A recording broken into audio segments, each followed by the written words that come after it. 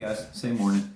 I was just outside and I was thinking, I don't think I've explained this on anything that I've been willing to show.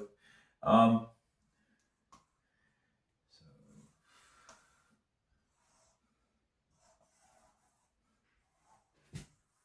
so, I mean, cool, but also you just think about it like a microcosm right here. Each structure follows Bott periodicity.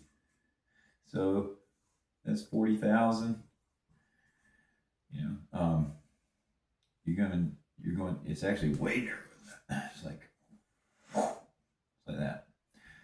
Obviously, it looks like a limit, asymptote, and it's a limit of efficiency through factorial, just like ln of 2 to ln of 3 is the most efficient logarithm jump. 6 factorial to 8 factorial, most efficient factorial jump. That's why it's utilized.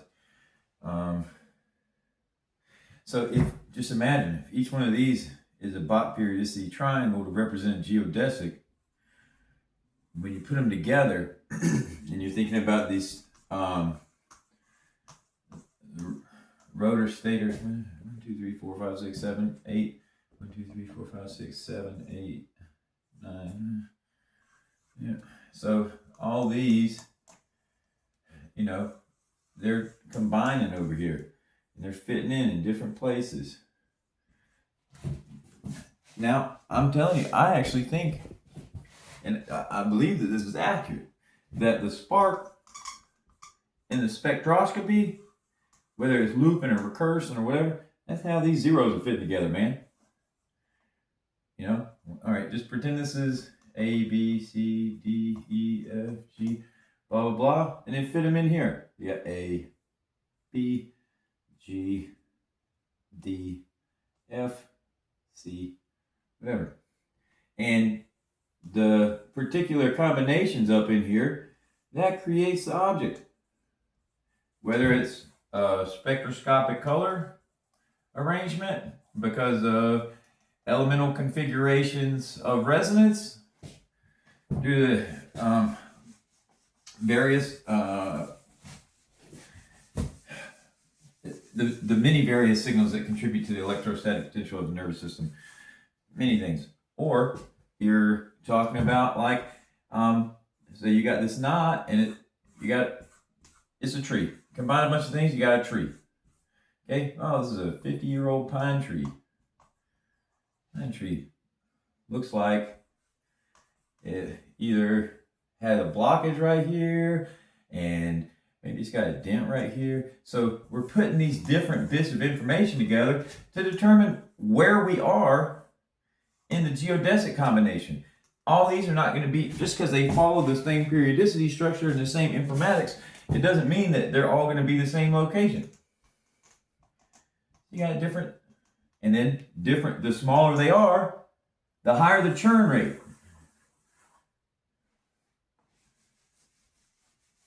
Gosh, there's so many relationships passed through my mind. But the thing that I wanted you to think about was something easy. Like, how do we think about when you see a building, right? And this building's got some stuff missing, whatever.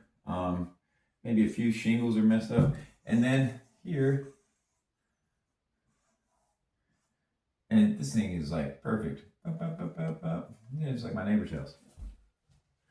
Love you, Ray.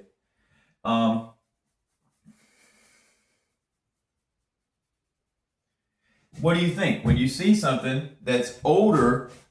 Like, let's say these are the same age, so both of them are 80 years, just for example.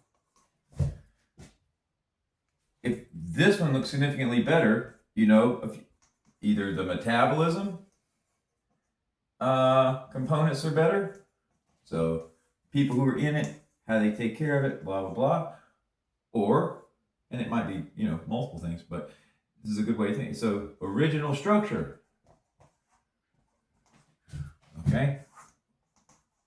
How often is it refreshed, updated? It ties back into metabolism, but also you can go for actual like restructuring. So was the house redone? the key point, though, is that when things age really well and they don't look like they have as much time, because that's what I'm talking about. You got a time component, and then you got like a geometric component, and then you've got the type of movement that the thing is doing or not doing. Where is it placed in the geometry of the physical plane that we exist on? Is it going upwards? Is it sitting on this table in front of me? That sort of thing. So you have these different, and then you have, how does that plug into survival? And then so you have the identity of the objects become like a definition to that. The collective archetypes, the subjective unconscious, the collective unconscious. And then it becomes a fractal web of meaning that passes through your body and instantiates a particular state in relationship to the object, and then that is the object, for you in that circumstance, in that situation. And the degree of relationship that it has to the causal progression that you're seeking to manifest determines how much causal density that object has in the present environment and how you utilize that information. All right. The key point is that when things age well, we oftentimes think, man, that builder was great, or man, they designed this really well, or man, that thing must have some really awesome components. Was it more expensive? Blah, blah, blah. What are we talking about? We're talking about the structure has better alignment with the laws of physics and time. Literally. Inside of things that last well or age well is this already. And you can think about that as how many iterations does it last? And that is a direct progression into, oh my gosh, I have to talk about this, even though I wasn't planning on this, but we were talking about, in other videos, I've talked about how the nervous system built on itself. It doesn't want to have to replicate itself. So for 4.5 billion years, we've been collecting topological signatures of the environment in order to move towards survival. These topological signatures obviously are to thermodynamics, and the nodes of thermodynamics across geodesics are inherently going to be what the action nodes and inherent compatibility the nervous system is going to have. Because we're surviving inside of thermodynamics to gravity. So when we do a measurement of object, we're reflecting it off the nervous system, and those sheaves that I was talking about, the paideia, blah, blah, blah, contributes to the different complexities that, make the collective unconscious and all that. But, oh no. Yes, iterations. Half-life. Trade-offs, game theory. Where does this move me towards survival? Okay, when I have to cooperate, how do I get there? Okay, phi, beauty, stabilizes Nash because it reflects accurate thermodynamics. But you have to have, that's why it's called preconditions for P. Both sides have to be trying to optimize for that.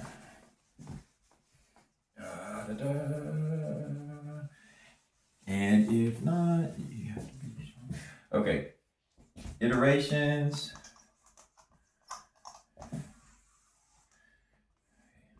But see, if both sides aren't optimized for that, if you still have inside of the collective zeitgeist the desire to move towards that and evaluation of it, which currently is in the tank. People make fun of doing good things. People make fun of, I don't know why I need to, it's an arrow.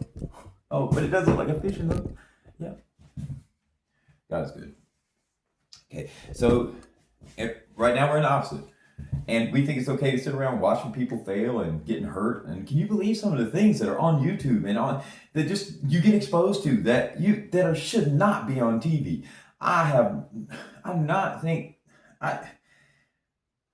we have to do something, guys, and I think it has to be tied to the physical signature of our body. We have to become aware of what's happening so that we can actually do something about it and begin to make choices that actually make us feel better, rather than just doing whatever the strange attractors are, because that's what that is. All that ugly stuff, all that pornographic stuff that's stealing our attention, it's changing our reticular activation system. It's literally just strange attractors, and that's where, yay, I can tie it in. Seventh orbitals. Okay, so iterations, half-life, how long is it going to last? All right, how long are my electron orbitals going to be fulfilled by this particular activity? What I was going to talk about was the strange attractors and the perineural networks, and this is why it's so fascinating. What I was talking about earlier today, where the energy of the population gets mined by the parasites that are in the government, and we're working on that. No comment right now. And we have external other entities, the foreign entities that want to take what we have because we have more. And for now, and we need to make sure we're winning the AI game. We can't let anybody else win that. And we got all this money being invested. We can absolutely make this happen here. Anyways, the point is that during this period, this is the 7th orbital mining. So this is our body. We're looking out here. We've only got surface level activity going. Literally, the increased stress from unresolved Ingram and environmental activation of the sympathetic nervous system without proper parasympathetic nervous system activation, and a limited opportunity, limited valence, limited physical valence. See, we would have already had a serious problem in America if we didn't have so much. We would have already not been okay with all this, but we have had so many sedatives, so many distractions, so many different things, that this has been allowed to progress to a ridiculous level. Usually it's much smaller groups that behave this way. So anyways, iterations, yes, and it's tied to money and survival, yes. So somehow the disenfranchisement of the bartering and money system, where it ties into how the governments begin to print too much money, we get taken out, we get to be the reserve currency, and then we get so much surplus, the government does whatever the fuck it wants for a while, and then it has to start lying like hell to prevent everybody from knowing what's going on. So you got massive amounts of propaganda, and then that ties into the industrialization and all this big web we've been seeing for that. Vivek Ramaswamy's done such an amazing job.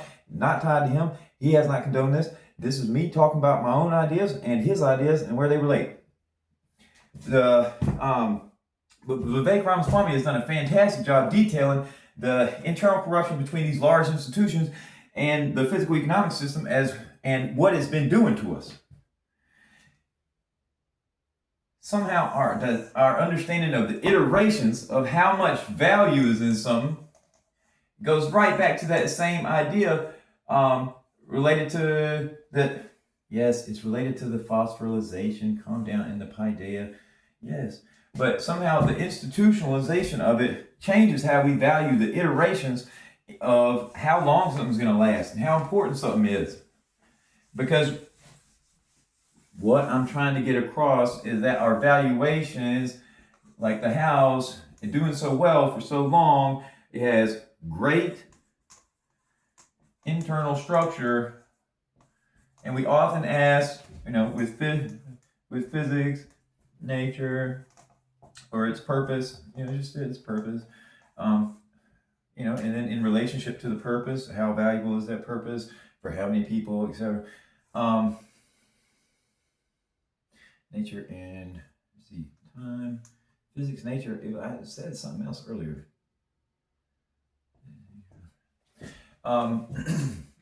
This is inherently related to money, right?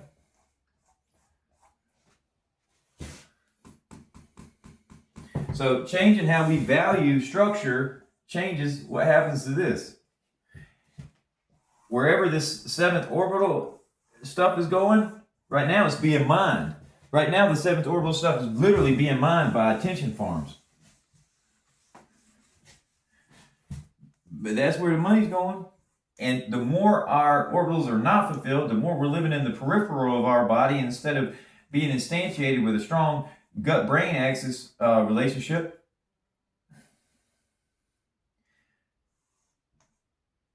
Then we should absolutely be able to turn this into a cryptocurrency where the neural correlates are signatures that produce mastery events which inform impediments algorithms, what maximizes human flow state, what we can start doing topological signatures of like, let's say you got a kid and you want him to learn how to spell super, and he's dyslexic, and he's like, I don't know, he starts playing with these letters and he puts it up here, and then he starts moving them around, and then you got steps until this kid he puts it into an arrangement that he likes, and then let's put them back together. Dude, this is not a disorder. Dyslexic people are brilliant. We have got to stop damaging people that are not damaged. We can take that signature from that kid and help somebody else. After he rearranges it, he understands it in his own way, and then he works with his AI tutor, and they put it back in regular. That can become a signature that kid created. That can become a cryptocurrency that can be reinvested inside of those, whether it's the retirement accounts or whether it's an innovation hub, where we start getting a literal churn of value through symbiotic flow at schools, at rejuvenation centers, at churches, at mixed martial arts schools, all kinds of places. We can create something completely beautiful and incredibly new, and that is the exact thing that we have to do right now to catch up to win. To win. We have to win, guys. We have to preserve liberty, and we have to preserve volition. Volition of the flow state of DNA. Because we have to stay connected all the way through all those geodesics. We can't get connected. Why? Because our bodies are fueled by that. And it's at that highest level that we have the greatest productivity of the kinesin and the dynein. Man, I wouldn't be surprised if we could ramp this up, son. We have a serious, we have not been the fittest population to be doing studies on what kinesin productivity should be. We need to have everybody who's in great shape. We need to have all of those. We need to get everybody who is freaking awesome, and we need to get those signatures. Let's start optimizing for awesomeness. Instead of trying to break things so that we can sell more pharmaceuticals or candy or whatever the hell. If you like candy, I ain't